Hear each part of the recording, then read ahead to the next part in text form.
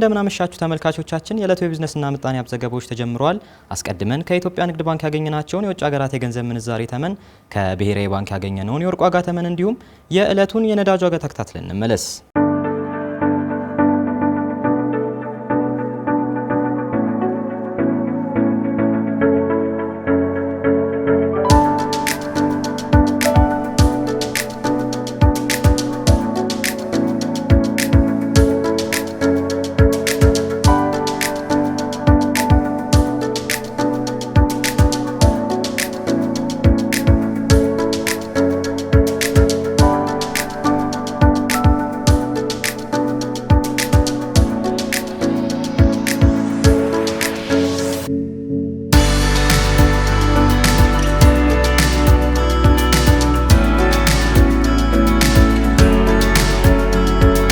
ሐዋሳ ከተማ በከፍተኛ ኢንቨስትመንት እንቅስቃሴ ውስጥ መሆኗ ተገለጸ። የሲዳማ ክልል መቀመጫ መዲና ሐዋሳ በከፍተኛ ኢንቨስትመንት እንቅስቃሴ ውስጥ መሆኗን ርዕሰ መስተዳደር ደስታ ሌዳሞ ተናግረዋል። ርዕሰ መስተዳደሩ በዛሬው ዕለት በሐዋሳ ከተማ እየተገነቡ ያሉ ፕሮጀክቶችን ተዘዋውረው ጎብኝተዋል። ከዚህ በፊት ለኢንቨስትመንት ስራ ቦታ ወስደው ሳይለሙ የቆዩ ባለሀብቶች በክልሉ መንግስት ተገምግመው እንዲለሙ ማስጠንቀቂያ ከተሰጣቸው በኋላ የጀመሩት የፕሮጀክቶች ግንባታ በአሁኑ ሰዓት ያለበትን ደረጃም ተመላክተዋል። ባለሀብቶች የጀመሩትን ፕሮጀክቶች በምን ፍጥነት እያለሙ መሆኑን ለማረጋገጥ የሚያስችል ድጋፍና ክትትል እየተደረገ እንደሆነም ተመላክቷል። ርዕሰ መስተዳደሩ እንዳሉት ሐዋሳ ከተማ በከፍተኛ ኢንቨስትመንት እንቅስቃሴ ውስጥ መሆኗን ጠቅሰው የሐዋሳ ተወዳዳሪነት ተጠናክሮ ቀጥሏል ሲሉ ተደምጠዋል። ደስታ ሌዳሞ አክለውም ጥሩ እንቅስቃሴ ላይ የሚገኙትን በማበረታታት ወደ ኋላ የቀሩት ተጠናክረው ወደ ስራ እንዲገቡ እንዲደረግ አስቀድመው እስካሁን ወደ ስራ ባልገቡትና በማይለሙት ላይ እርምጃ እንደሚወስዱ አስገንዝበዋል።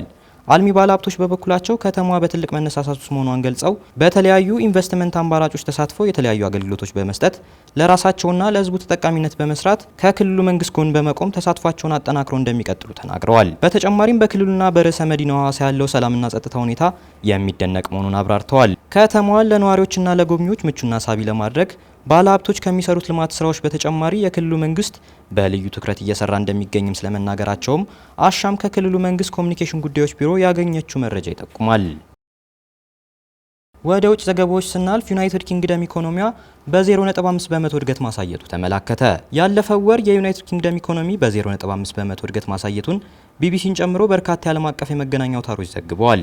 በተመሳሳይ መልኩ የሀገሪቱ ኢኮኖሚ ከሚጠበቀው በላይ እድገት ማሳየቱ የዩናይትድ ኪንግደም ብሔራዊ ስታቲስቲክስ መረጃ አመላክቷል። የሀገሪቷ የኢኮኖሚ ባለሙያ ተንታኞች የሀገሪቷ ኢኮኖሚ በ0.1 በመቶ እድገት ያስመዘግባል የሚል ምሁራዊ ትንበያቸውን ቢያስቀምጡም ያለፈው ወር እድገት 0.5 ሆኖ ተመዝግቧል ብለዋል ዘገባዎቹ።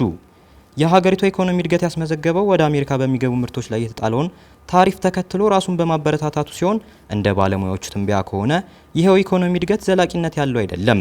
በተቃራኒ ዩናይትድ ኪንግደም ወደ አሜሪካ በምትልካቸው ምርቶች ላይ 10 በመቶ ታሪፍ የተጣለባት ሲሆን ባለሙያዎቹ እንደሚሉት ታሪፉ የሀገሪቷን ኢኮኖሚ በዘላቂነት የሚጎዳ ነው። ይሁንና የሀገሪቷ መንግስት የሀገሪቷን ዜጎች ኢኮኖሚያዊ ተጠቃሚነት ለማሻሻል በሚደረገው ጥረት ውስጥ በትይዩ የዩናይትድ ኪንግደም ኢኮኖሚ እያሳደገው እንደሚገኝ የቢቢሲ ዘገባ አመላካች ነው።